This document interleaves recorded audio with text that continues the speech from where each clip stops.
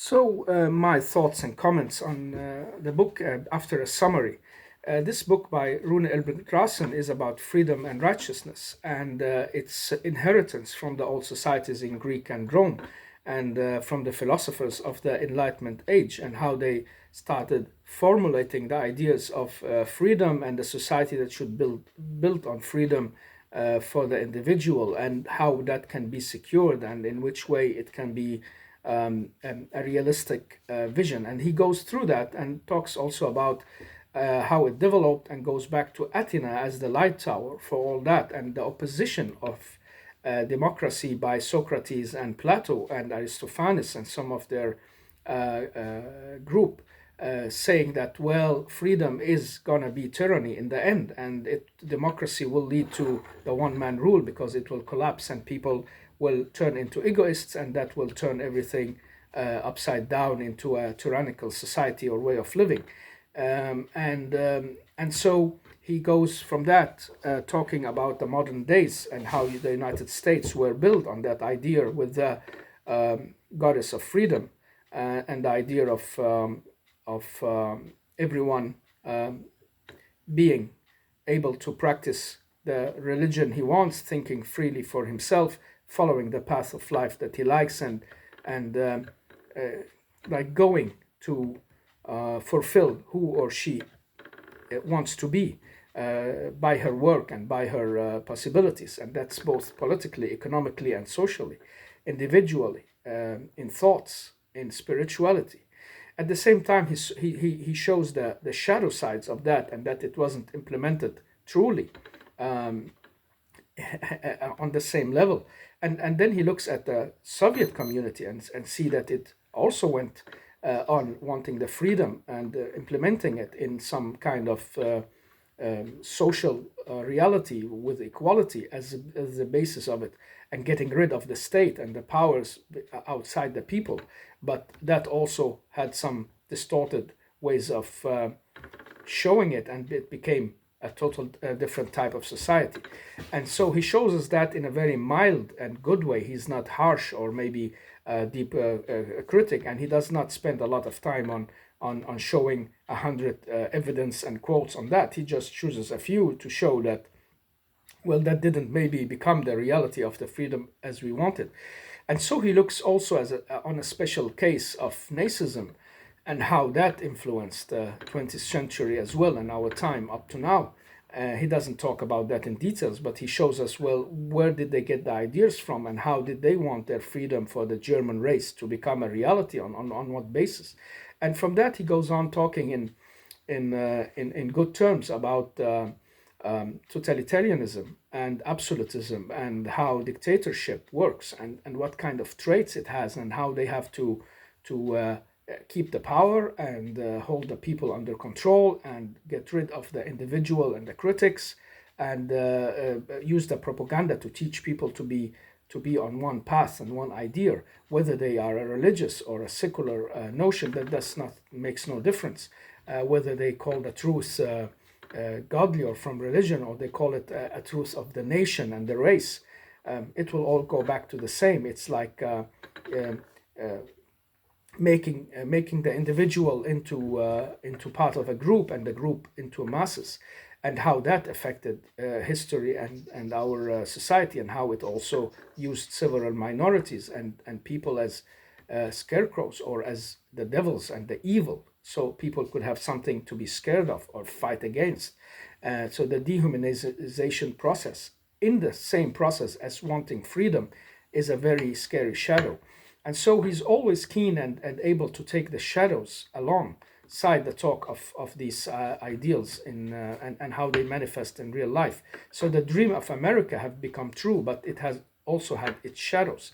And the same with the dream of the equal society in the Soviet. They wanted to be free of the Tsar and that regime and the elite, and it came true, but it had its shadows, and that had also been reflected in the totalitarian states and way of ruling people with one-sided ideology, and how that can be very scary, especially if people want a certain level of freedom and ability to be different or be something not the same as everybody else.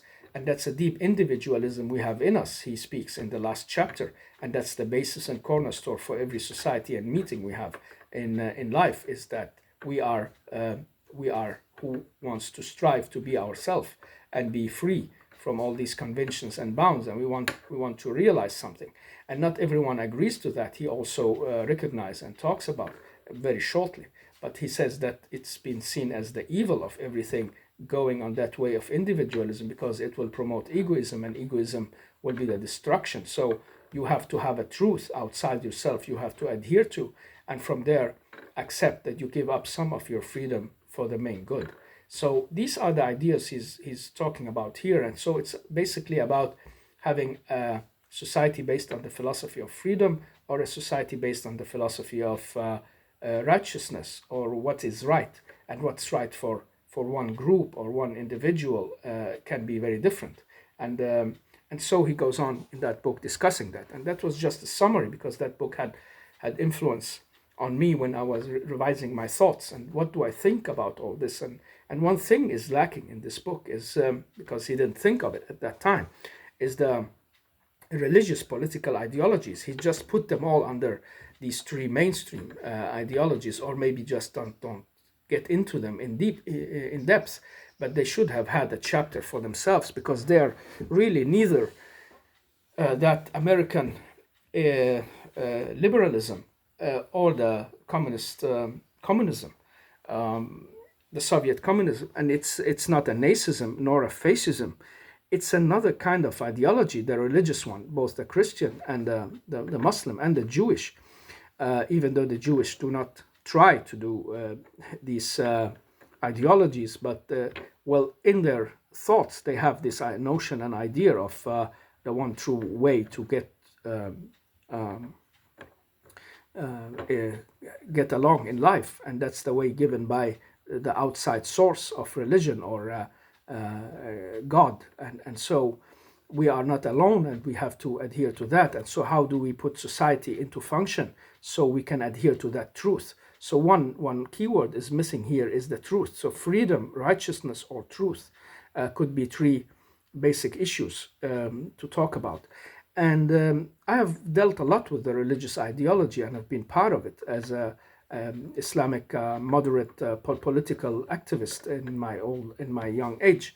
And I was like looking into that and scared of it, and what it could lead to if one of these religious ideologies took power and got to suppress their opponents. I have seen it in small groups, and if you scale it up to the bigger groups, I could see it clearly that if a group X were unsatisfied with the theology of group Y, that goes both for the Jewish, Christian, and Muslims, they would, and it happened with the Buddhist, and happened with the Hinduist. They had also quarrels and fights inside themselves.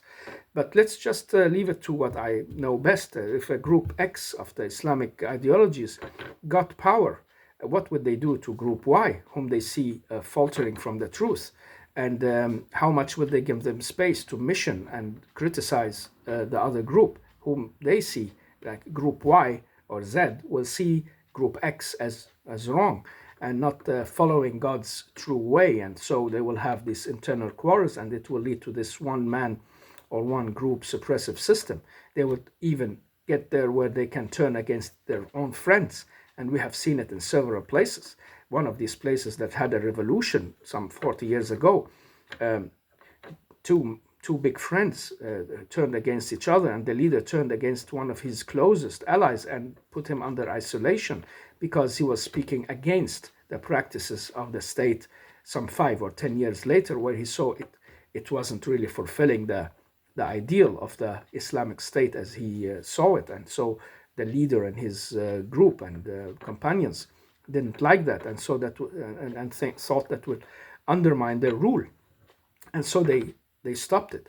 And so it's all about a kind of culture and education you have to look into, because there are two levels, in my opinion. There's the level of practicing democracy, and there's the level of to what end, like what ideal do you want to achieve by practicing democracy. And that's what's going on in the world today, both in the East and in the West and the Middle East especially, where they are trying to find that kind of identity and look into how democracy can be applied to reach an end, and what end is that. And so some of the more religious groups and parties, they want, of course, the end of having democracy as a tool, and not as a way of life, and not as a goal and an end, because the goal and the end is God's way, and it's the religious values that should be above everyone else. And they see very clearly that if you go through the religious values, you will have more equality, and people who do not adhere will have secured their basic rights, but they won't be able to influence society and not threaten it from within. So it will be the rule of the one majority, or the group, even if they are a minority, the group who holds the truth and holds the power. And so who can distinguish who holds the power from who holds the truth? Sometimes those who really hold the truth can be persecuted by those who hold the power. We had that in the Islamic Caliphate in the Middle Ages, where you had two big groups, the Orthodox and those rationalists, who fought over the acceptance of the emperors and the sultans at that time, and the caliphs. And so whoever sat on the throne could maybe like one argument more than the others, and so banish the other group or put them under isolation. And so it went when a new caliph came and he liked the other group, he took them out and gave them free space to spread their message.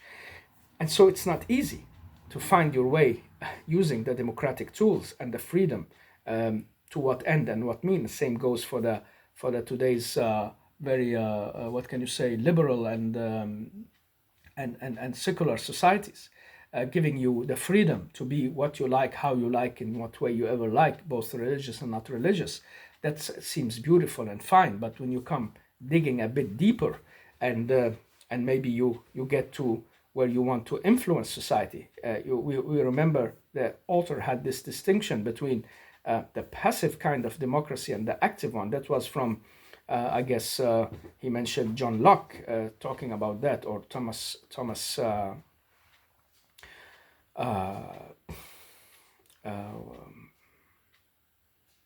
Hobbes or John Locke.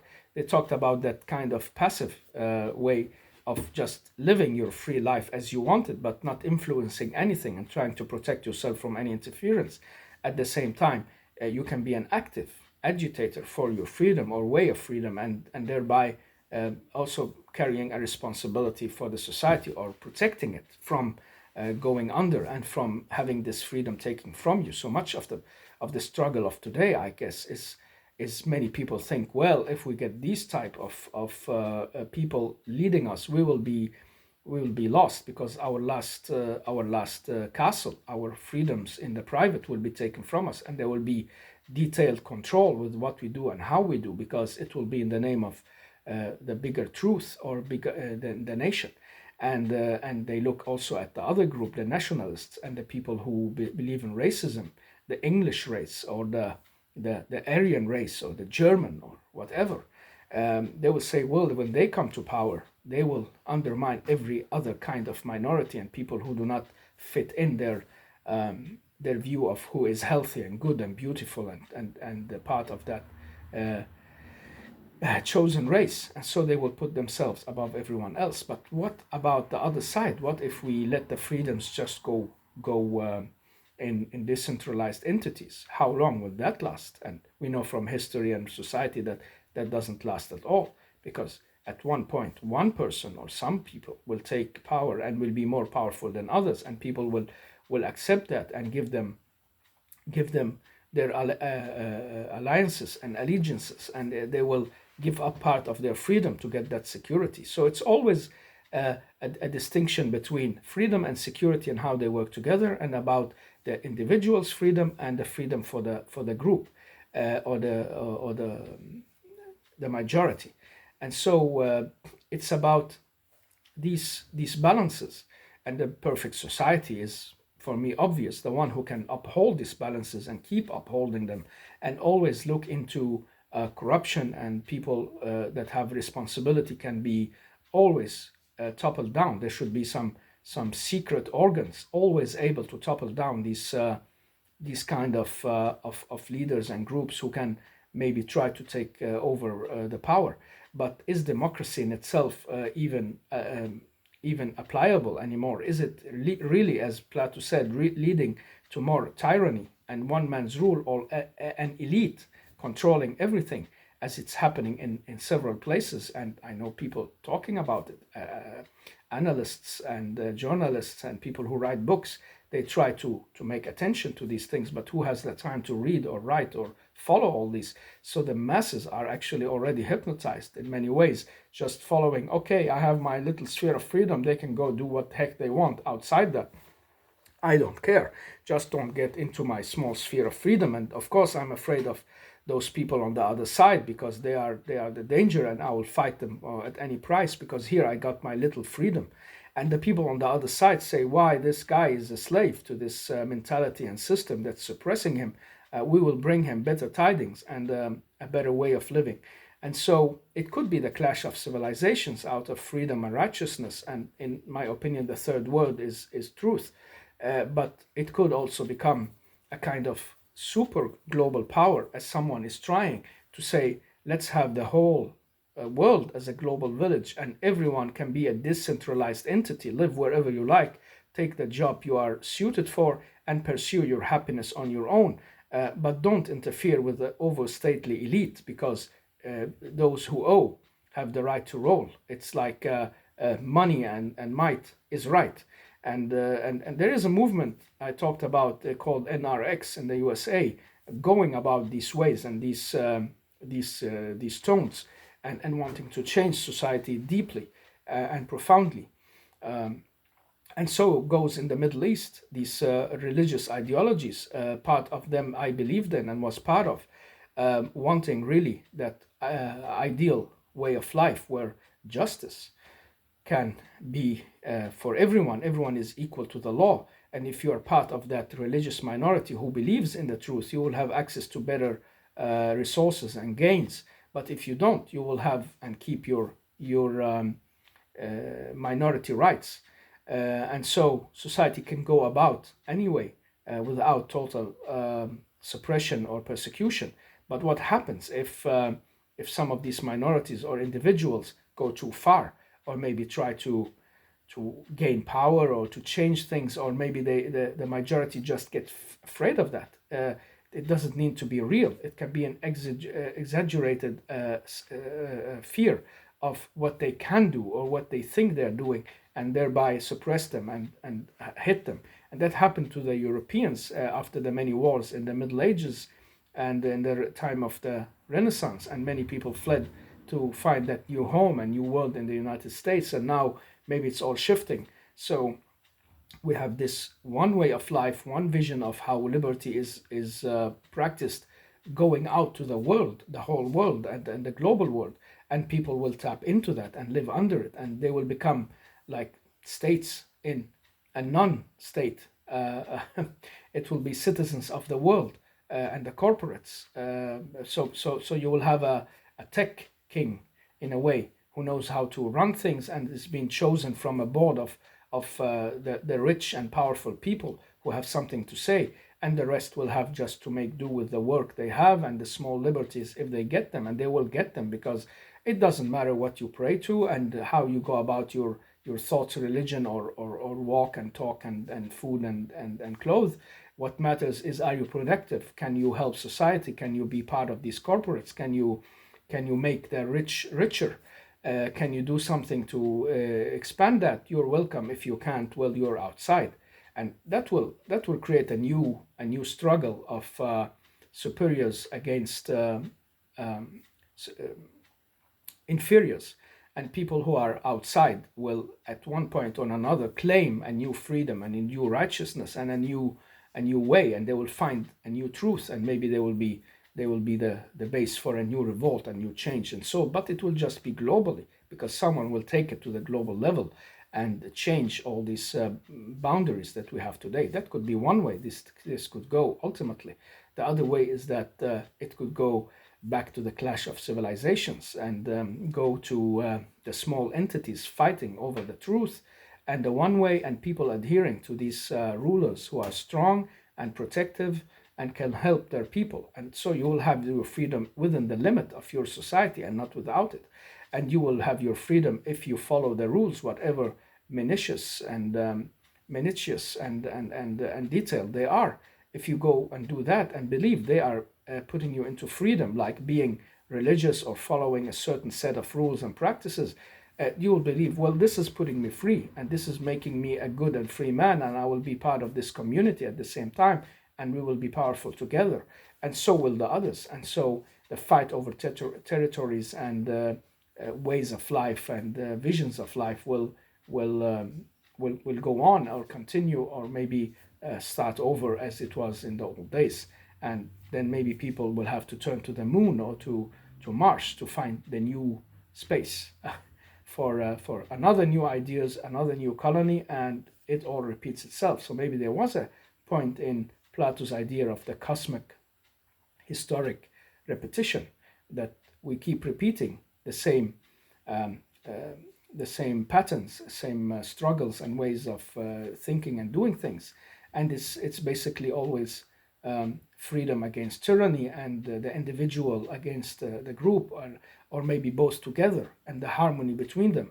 I think it's harmony that's the key word, and the balance and harmony. Whatever society can do that and have a rule of wise men behind the lines, and that's what's going on many places that functions. I believe personally there are always a group of secret societies and wise men behind the lines, um, trying to keep these balances, or taking society in a special way, or maybe they become greedy and corrupt, so they try to abuse and use it, and so change everything.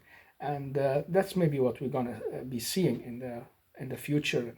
That's just my interpretation and thoughts and maybe fantasies, but it seems likely that these things could happen. And so this book changed my life in a way that not only this book alone, but it was like a key to understanding a lot of things and digging deeper. Like I read Karl Popper's beautiful book, and I read several other books, excerpts of Tocqueville's book. It was a big and difficult book to read, but and so I tried to follow up with John Stuart Mill and other of these philosophers, Jean-Jacques Rousseau, to see how they developed these ideas, and not the least Immanuel Kant's the global freedom he wants to achieve by rationality and logic, and securing also these issues. And these are not part of this book because it would be too much, but it's a good key and access point, and it's a good way to be aware also of what you are part of. And what I was part of was actually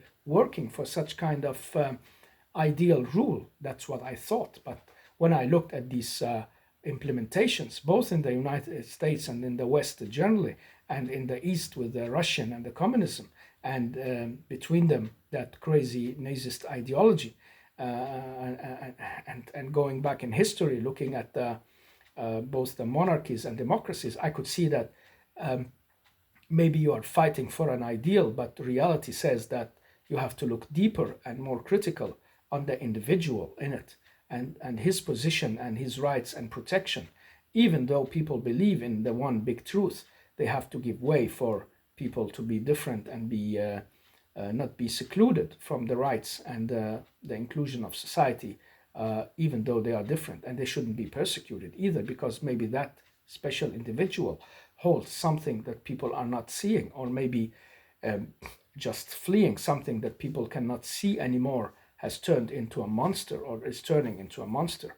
And so whatever power starts persecuting people, manipulating them, teaching them just one type of truth, and not giving them the whole picture, well, people are already lost, and that's what keep repeating itself. And so even friends became dangerous, and even people who worked for that society becomes people they want to get rid of, because once they start criticizing, well, that wasn't what I fought for, that wasn't what I thought we wanted to establish. Why are you doing this and that? Why is it that you are gaining more power and money and controlling everything? And what about all the others? What about the council? What about talking things through? All this is left behind in many places. And so I could see that I was pursuing a good ideal, in my opinion, the ideal of the godly state on earth, the utopia of Thomas More, but in the Islamic view, the way of the first caliphs, the righteous society, but the pure and good society.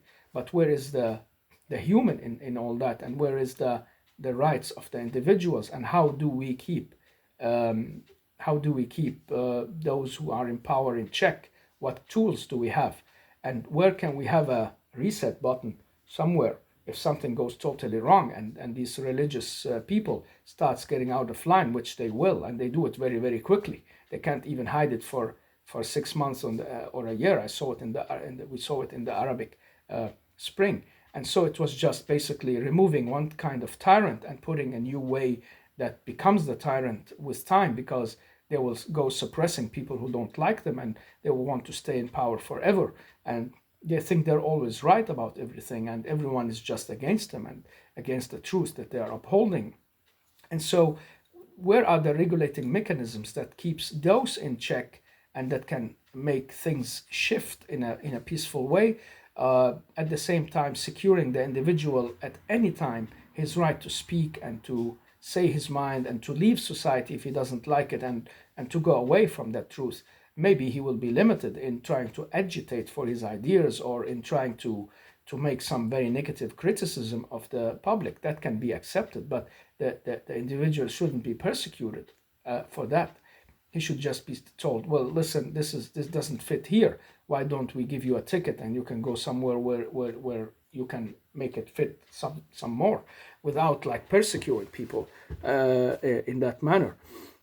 And so we do not have the ideal solution, but we can try, and things get distorted, and then we have to put it back in balance again. That's why these books are important, and these ideas, and repeating them and understanding them can be important. But where are we, and where are the masses? The masses are already somewhere where they are living in fear and living in a one-sided view of the others and of life, and all at the same time that monster behind the lines is growing and growing and taking on more and more power, and people cannot even point it out anymore. And it's okay, maybe this is a good monster. It will go and put things in a good balance for some time, but then it will become a worse and worse monster, because the greed and the corruption that will be in it. That's why it's called a monster, because it cannot adhere to conscience, and it cannot be have good ethics. And so whatever rule that is will just be a dark page in history once again for the people under it, if they cannot oppose it, and if they cannot go through a peaceful way of saying, listen, something is wrong here. And so it's about the balances, as I said, and I think it's about the wise people always looking back at these issues of freedom, righteousness, and truth, and see how they fit together, and never losing the individual underway all this.